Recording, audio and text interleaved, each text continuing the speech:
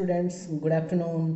तो आज हम आ गए हमारा कंटेंट नंबर 3 में, जो कि है हमारा trigonometric function and their graphs with domain and codomain, with domain and range. Okay, अच्छा, तो हमने कंटेंट 2 में जो पढ़ा था वो सबसे इंपॉर्टेंट हमने बोला था कि हाउ टू फाइंड और how to evaluate the value of any allied angles like 180 minus theta, 180 plus theta, 270 minus theta, 270 plus theta, 4 pi minus theta, likewise. ठीक है, तो हमने बहुत अच्छा वाला कॉन्सेप्ट पढ़ा था जिसमें कि आराम से हम उसका एनी अलाइड एंगल का हम क्या निकाल सकते हैं,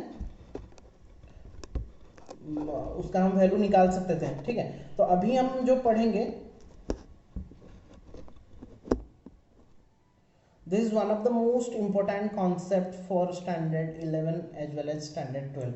तो ट्रिगोनोमेट्री जितना भी हम कॉन्सेप्ट पढ़ेंगे सब कुछ 11th में भी इंपॉर्टेंट है और वो ही सब सेम कॉन्सेप्ट 12th में भी हम पढ़ेंगे।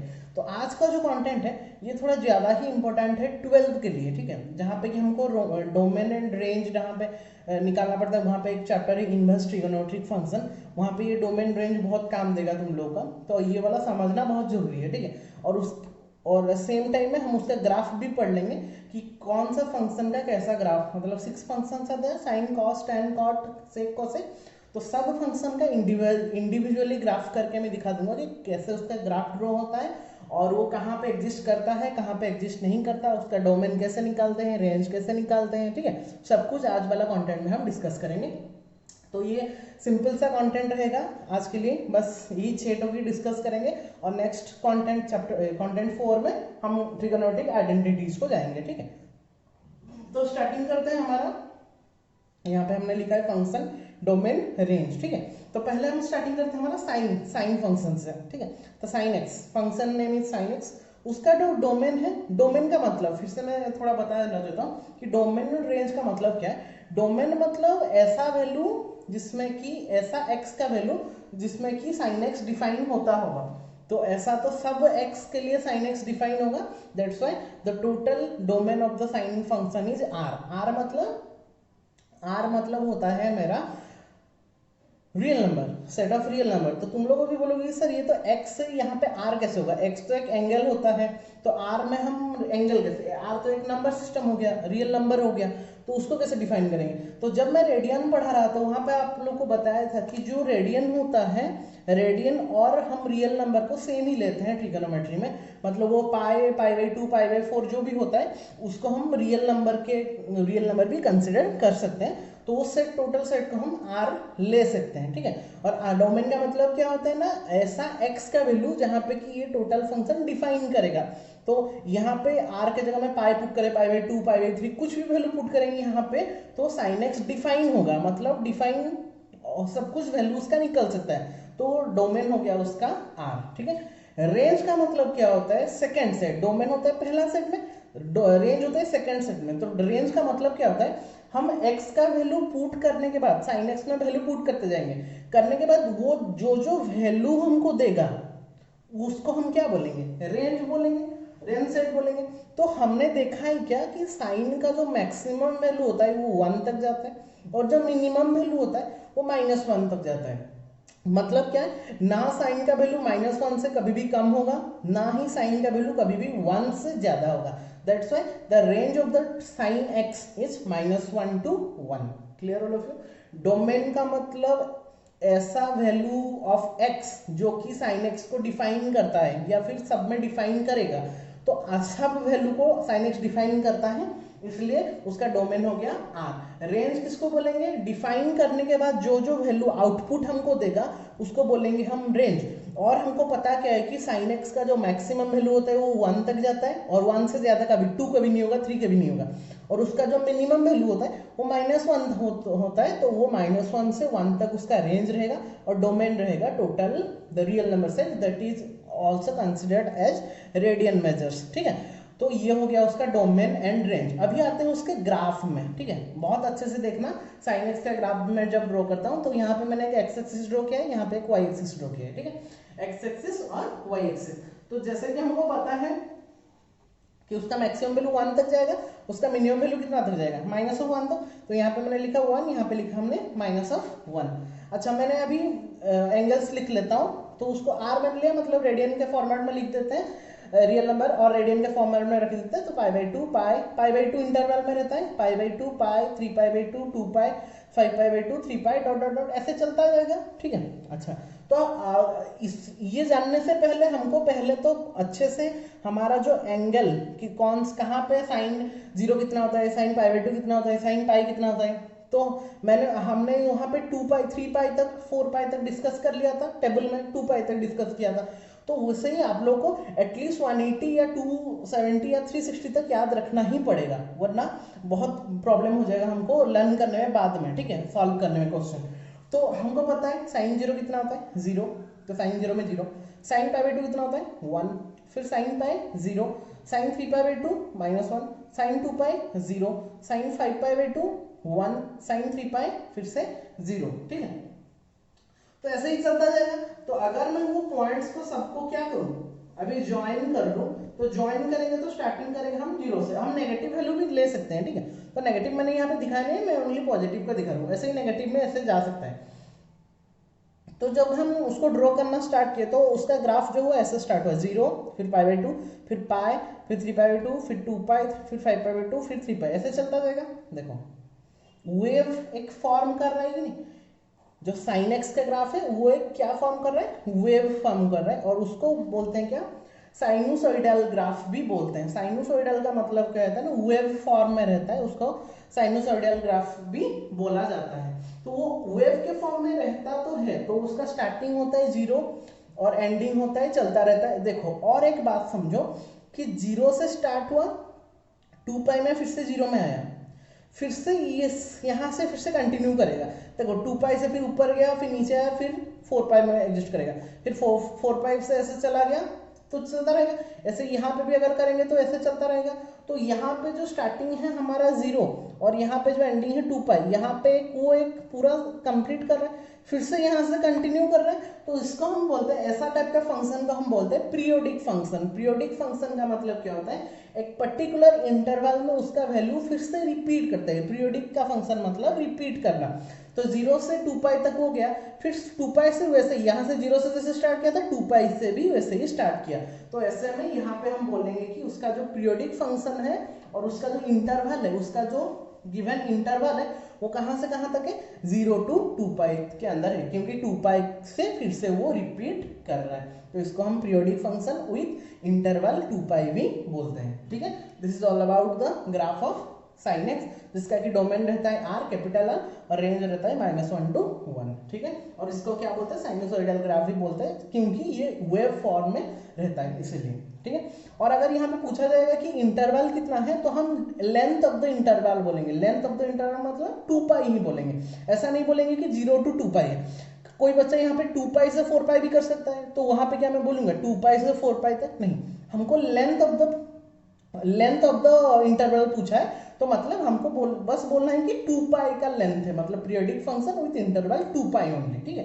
मतलब 2π से 4π भी उसका इंटरवल 2π ही होगा, मतलब 4π - 2π 2π ही होगा, ठीक है। तो कोई भी अगर पूछेगा कि साइन एक्स का जो इंटरवल है पीरियोडिक फंक्शन का वो कितना होना चाहिए, तो we have to say only 2π, not 0 to 2π, okay. So this is all about the graph of sine X, okay. Now come to second, that is cos X. अच्छा, कॉस एक्स का पहले domain देखते हैं। कॉस एक्स का जब मैंने domain देखा वो भी R में डिफाइन होगा, क्योंकि कॉस एक्स भी सब वैल्यू के लिए डिफाइन करता है, तो उसका डोमेन R होगा। रेंज कितना होगा, कॉस एक्स का जो वैल्यू होता है उसका भी सेम साइन की तरह ही रहता है, कि उसका जो सबसे कम वैल्यू रहता है, सबसे कम वैल्यू जो रहता है वो -1 रहता है, और सबसे मैक्सिमम वैल्यू जो रहता है वो 1 ही रहता है। तो साइन एक्स और कॉस एक्स का डोमेन और रेंज पूरा सेम ही रहता है, ठीक है। बस यहाँ पे डिफरेंस क्या है, यहाँ पे पहले मैंने x axis y axis draw कर लिया, यहाँ पे वैसे सेम π/2 π 3π/2 2π 5π/2 3π डॉट डॉट डॉट, और मैंने ज्यादा नहीं लिया है, ठीक है। अभी जब हमको, जैसे कि मैंने बोला कि हमको वैल्यूज याद रखना होता है कि तो cos 0 कितना होता है, 1 होता है, ठीक है। यहाँ पे साइन 0 कितना हुआ था 0, बट यहाँ पे cos 0 कितना हो गया 1 हो गया। तो यहाँ पे थोड़ा सा ध्यान रखेंगे कि साइन 0 भी स्टार्टिंग फ्रॉम 0, मतलब उसका जो ये ओरिजिन से स्टार्ट होता है, लेकिन यहाँ इसका कहाँ से स्टार्ट होता है 1 से स्टार्ट होता है। तो ऐसे भी वैल्यू पुट कर लेंगे, ये होगा 1, फिर π/2 में 0, फिर पाई में -1, फिर 3π/2 में 0, फिर 2π में 1, फिर 5π/2 में 0, फिर 3π में -1। तो ऐसे अगर मैं ज्वाइन करूंगा तो वो भी एक वेव फॉर्म ही करेंगे। मैंने यहाँ पे डॉट डॉट किया है, ठीक है, साइन का भी इसके डॉट डॉट किया था यहाँ पे। तो मैं अब नेगेटिव की तरफ भी जा सकता हूँ, -π/2 में उसका 0 होगा, ऐसे करके इधर भी वेव कर सकते हैं। मैंने बस इतना ही दिखाया है, ठीक है। तो सेम पूरा होगा, इसको भी वो हम साइनसोइडल ग्राफ ही बोलेंगे, वेव फॉर्म में है। लेकिन यहाँ पे क्या हो गया ना, यहाँ पे क्या हो जाएगा ना, ये भी वेव फॉर्म कर रहा है, लेकिन बस यहाँ पे डिफरेंस क्या है ना, यहाँ पे वो 0 से फॉर्म होता था, यहाँ पे वो 1 से फॉर्म हो रहा है, ठीक है। सो this is all about the graph of the cos function, ठीक है। अच्छा, हम डायरेक्टली कॉस के बाद tan में ना आके मैं कॉसेक में क्यों आया हूँ, क्योंकि साइन और कॉसेक में थोड़ा सा सेम रहता है, इसलिए मैंने दिखाने के लिए यहाँ पे कॉसेक लिया है, ठीक है। फिर मैं सेकंड पेज में tan और कॉट और सेक का भी करके दिखाऊंगा, और कॉस का सेक के साथ थोड़ा, क्योंकि रेसिप्रोकल होता है, और साइन का कॉसेक के साथ रेसिप्रोकल होता है, इसलिए मैंने कॉसेक को यहाँ पे दिखाया है। अच्छा, कॉसेक एक्स का वैल्यू कितना होता है, 1/sin x, obviously cos x is the reciprocal of sin x, तो cos x is equal to 1/sin x। तो मैंने बोला डोमेन का मतलब क्या होता है, ऐसा x का वैल्यू जहां पे कि जिसके लिए कि ये टोटल फंक्शन डिफाइन करेगा। लेकिन मान लो ये फ्रैक्शनल फॉर्म है, यहाँ पे फ्रैक्शनल फॉर्म में नहीं था, यहाँ पे फ्रैक्शनल फॉर्म में है, तो 1/sin x है। तो मान लो कि मैं sin x को 0 कर लूंगा, सपोज मैं sin x को 0 कर लिया, मतलब 1/0 क्या हो जाएगा, अनडिफाइंड हो जाएगा कि नहीं, something divided by 0 is always undefined. तो मान लो कि sin x मेरा 0 हो गया, तो ये टोटल फंक्शन अनडिफाइंड हो जाएगा, तो मुझे डोमेन मिलेगा ही नहीं। तो मुझे डोमेन का मतलब क्या है कि ऐसा x का वैल्यू होना चाहिए जहां पे डिफाइन करेगा, अनडिफाइंड के लिए उसके लिए कोई भी जगह नहीं है। तो क्या करेंगे, हम ऐसा पॉइंट्स ढूंढेंगे जहां पे कि ये अनडिफाइंड है, ऐसा पॉइंट्स ढूंढेंगे जो जहां पे कि वो अनडिफाइंड है, फिर वो r से हम माइनस कर देंगे वो पॉइंट्स को। गेटिंग माय पॉइंट, ऐसा पॉइंट्स पहले ढूंढेंगे जिसके लिए कि ये जो डिनोमिनेटर है वो 0 बन रहा है, और वही पॉइंट को r से हटा देंगे। जैसे मान लो रेशनल नंबर का डेफिनेशन क्या होता है कि the number which is in the form of p/q where p and q are integers and q is not equal to 0। वो क्यों लिखा रहता है, क्योंकि अगर q 0 हो गया तो टोटल जो होगा वो अनडिफाइंड हो गया। यहाँ पे भी वैसे sin x must not be equal to 0 होना चाहिए, क्योंकि अगर sin x 0 हो गया तो मेरा अनडिफाइंड हो जाएगा फंक्शन, जो कि मेरा डोमेन में काम नहीं करेगा। तो मैं ढूंढूंगा sin x कहाँ कहाँ पे 0 रहता है। तो मैंने बोला था इससे प्रीवियस वाला 2-3 बार बोल चुका हूँ कि sin x कहाँ पे 0 रहता है, जबकि वो n पाई के फॉर्म में रहता है। n पाई मतलब sin 0, sin पाई, sin पाई, sin 2 पाई, sin 3 पाई। देखो sin 0 में 0 है, sin पाई में 0, sin 2 पाई, sin 3 पाई, sin 4 पाई, sin 5 पाई, तो sin n पाई में 0 रहता है। तो मैंने क्या करूंगा, जो n पाई वाला जितना भी पॉइंट्स रहेगा उसको r से माइनस कर लेंगे, सिंपल सी बात है। कॉन्सेप्ट समझो, डोमेन का मतलब होता है कि ऐसा पॉइंट्स जहां पे कि ये फंक्शन एग्जिस्ट करेगा या फिर डिफाइन होगा।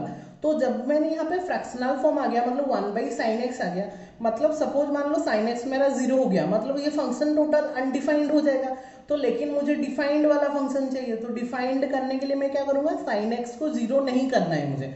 तो sin x को 0 नहीं करना है, तो मैं वैसा पॉइंट ढूंढूंगा जहां पे sin x 0 हो रहा है, और उसको ये r से माइनस कर दूंगा। तो उसको अगर हटा देंगे तो और वो पॉइंट ना यहाँ पे गिराएंगे ना ये sin x 0 होगा। तो वो sin x कहाँ पे 0 होता है, हमको पता है कि sin x हमेशा n पाई में 0 होता है। n पाई मतलब n इज द इंटीजर, मतलब अगर मैं 0 1 2 3 पुट करूँ तो साइन उतना 0 होगा। जैसे कि sin 0 0, sin पाई 0, sin 2 पाई 0, sin 3 पाई 0, ठीक है। तो ऐसा वो वाला पॉइंट्स को पहले हमने डिफाइन किया, फिर अगर मैंने r से उसको माइनस कर दिया, मतलब यहाँ पे और वो वाला वैल्यू हम पुट नहीं करेंगे। यहाँ पे sin 0, sin पाई, sin 2 पाई, sin 3 पाई पुट नहीं करेंगे, और अगर पुट नहीं करेंगे तो ये कभी भी 0 नहीं होगा और मुझे मेरा डेफिनेट वैल्यू मिल जाएगा। That's why the domain of cosec function is r minus n pi. All of you clear. यहाँ पे r था, लेकिन यहाँ पे r माइनस n पाई क्यों हुआ, क्योंकि यहाँ पे कुछ भी वैल्यू हम पुट कर देंगे तो ये कभी भी अनडिफाइंड नहीं होगा, क्योंकि ये फ्रैक्शनल फॉर्म में नहीं था, लेकिन ये वाला फ्रैक्शनल फॉर्म में आ गया, इसलिए इसका जो डोमेन हो गया थोड़ा सा चेंज करके हम r माइनस n पाई लिखे, क्योंकि n पाई में sin x 0 रहता है। क्लियर, वेरी सिंपल सा कॉन्सेप्ट है। डोमेन रेंज की बात करते हैं। रेंज में जो मैंने लिखा है, ये क्या लिखा है, देखो -∞ to -1 यूनियन 1 to ∞, ठीक है। तो डोमेन रेंज का मतलब कहते हैं जो जो वैल्यू हमको आउटपुट में देगा वो। तो यहाँ पे हमने जब ट्राई किया, वहां पे चेक हमने किया और मैंने देखा क्या कि जो भी हमको वैल्यू देगा वो कभी भी -1 से और 1 के अंदर में कभी भी नहीं देगा। जो भी वैल्यू होगा आइदर -1 से इधर लेफ्ट साइड में होगा या फिर 1 से राइट साइड में होगा, कभी भी वो -1 और 1 के अंदर वाला वैल्यू नहीं देगा।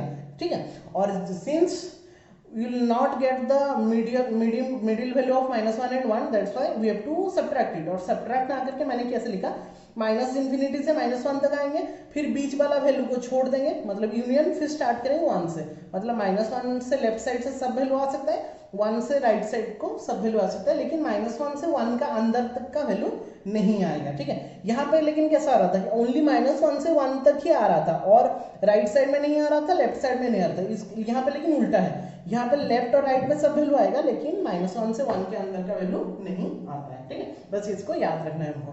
डोमेन हो गया, रेंज हो गया, क्लियर। अभी उसका क्या करते हैं, ग्राफ ड्रॉ करते हैं। सिंपल सा ग्राफ है, कॉसेक का जो ग्राफ होता है साइन का रिवर्स होता है, उल्टा होता है, ठीक है। मैं करके दिखा रहा हूँ कैसे हो रहा है। देखो, रट्टा नहीं मारना है, समझ के करना है, क्योंकि रट्टा जितना मारेंगे ट्रिगोनोमेट्री उतना हमको हार्ड होता जाएगा उसको सॉल्व करने के लिए, वह समझ के करेंगे। देखो, पहले मैंने क्या करूंगा ना, उसका थोड़ा थोड़ा वैल्यू लिख लूंगा। अच्छा, मुझे पता है कि साइन 0 कॉसेक 0 कितना होता है, कॉसेक 0 इज अनडिफाइंड। क्यों, कॉसेक साइन 0 कितना होता है, साइन 0 इज 0, तो 0, तो उस कॉसेक साइन 0 इज 0, तो कॉसेक 0 कितना होगा, उसका रेसिप्रोकल, मतलब 1/0, एंड 1/0 इज अनडिफाइंड, तो कॉसेक 0 में उसका वैल्यू हम डिफाइन नहीं कर सकते। तो ये बार को मैंने सब में इसको मैंने क्या दिया, अनडिफाइंड का वैल्यू, मतलब इन्फिनिटी का वैल्यू, क्योंकि साइन 0 में कॉसेक 0 इन्फिनिटी होता है, कॉसेक पाई भी इन्फिनिटी, कॉसेक 2 पाई भी इन्फिनिटी, कॉसेक 3 पाई, क्योंकि साइन का जहां जहां पे 0 होता है वहां वहां पे कॉसेक का ऑब्वियसली, देखो साइन 0 में 0 हुआ था, कॉसेक 0 में अनडिफाइंड इन्फिनिटी हो गया, साइन पाई में 0 हुआ था, कॉसेक 0 पाई में इन्फिनिटी होगा, साइन 2 पाई में 0 हुआ था, कॉसेक 2 पाई में इन्फिनिटी होगा। क्यों, मैंने बोला ना अभी रेसिप्रोकल होगा उसका, तो जहां जहां पे साइन 0 होगा कॉसेक वहां वहां पे इन्फिनिटी होगा ऑब्वियसली। तो यहाँ पे देखो इन्फिनिटी वाला मैंने यहाँ पे बार दिया है, ठीक है। तो कॉसेक 0 इन्फिनिटी मतलब वो इन्फिनिटी से आएगा, तो मुझे तो नहीं पता कहाँ से, तो मैंने ग्राफ को इधर से ऐसे मतलब टच नहीं करेगा, इधर से आके साइन π/2 कितना होता है, 1 होता है, यहाँ पे टच करेगा, फिर जब मैं साइन पाई में कॉसेक पाई में जाऊंगा वो फिर से इन्फिनिटी में चला जाएगा, समझ में आया। इन्फिनिटी से आया, यहाँ पे 1 में टच किया, फिर से इन्फिनिटी में चला गया, मतलब ये ग्राफ जो है ऊपर ऐसे चला जाएगा, लेकिन 0 और पाई को टच नहीं करेगा क्योंकि इन्फिनिटी वैल्यू है, ठीक है। फिर अभी कॉसेक 3π/2 कितना होता है, साइन 3π/2 कितना था, 1 था, -1 था, तो कॉसेक 3π/2 भी -1 का रेसिप्रोकल -1 ही होगा, तो कॉसेक 3π/2 तो -1 हुआ, लेकिन कॉसेक पाई में कितना था, इन्फिनिटी, कॉसेक 2 पाई में भी कितना, इन्फिनिटी। तो ये वाला जो ग्राफ होगा ऐसे आएगा, 3π/2 में टच करके ऐसे चला आएगा, ठीक है। ये जैसे ऊपर से आया था 1 में टच करके चला गया, ये ऐसे आया -1 में टच करके चला गया, फिर से 5π/2 इसका कितना था, 1 था, उसका रेसिप्रोकल भी 1 ही होगा, तो 5π/2 में बस 1 होगा, लेकिन 2 पाई और 3 पाई में तो इन्फिनिटी होगा, तो 2 पाई से आएगा इन्फिनिटी से, फिर जस्ट यहाँ पे टच करके यहाँ पे चला जाएगा, ठीक है। और या फिर इसको समझने के लिए कैसा कर सकते हैं, जहाँ पे साइन जो था उसको बस उल्टा कर दो, यहाँ पे 0 to पाई में कैसा था उसका ग्राफ, ऐसा था, तो कॉसेक का कितना होगा उसको बस रिवर्स उल्टा करके रख दो, ये ऐसा था उसको ऐसे कर दो, ऐसा हो गया। फिर ये वाला था साइन का पाई टू 2 पाई में ऐसे नीचे में था, इसको ऐसे उल्टा कर दो, मतलब ये था ऐसा, ऐसा कर दो, ऐसा हो गया। फिर यहाँ पे ऐसा था, उसको उल्टा करके कैसा हो जाएगा, ऐसे, तो यहाँ पे ऐसा, ठीक है। इसको याद रखने के लिए ऐसा, तो इतना हमको इतना भी याद नहीं रखना है, हमको पता चल गया कि पॉइंट कहाँ पे क्या रहता है, उसके पॉइंट के अनुसार उसको ग्राफ को ड्रॉ करना है, ठीक है। ये ग्राफ बहुत इंपॉर्टेंट रहता है हमको सॉल्व करने के लिए प्रॉब्लम्स वगैरह, ठीक है। और डोमेन और रेंज तो आराम से पता चल गया हमको। ये हो गया हमारा कॉसेक का। जैसे हमने कॉसेक का किया वैसे ही सेम हम सेक का भी कर सकते हैं, सेक, ओके, सेक एक्स। अच्छा, सेक एक्स का क्या होगा, किसका रेसिप्रोकल होता है, सेक एक्स कॉस एक्स का रेसिप्रोकल होता है, तो sec x equal to 1/cos x। तो मैंने जस्ट बताया कॉसेक में, जैसे हमने बताया सेम कॉन्सेप्ट यूज करेंगे यहाँ पे, कि यहाँ पे cos x मेरा 0 नहीं होना चाहिए, तो cos x कहाँ पे 0 होता है वो वाले वैल्यू को माइनस कर देंगे तो हो जाएगा।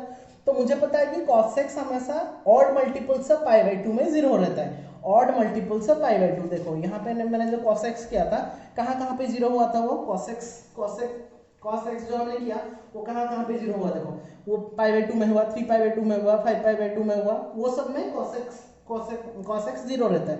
तो वही वाला वैल्यू को हम क्या करेंगे ना, यहाँ से माइनस कर देंगे।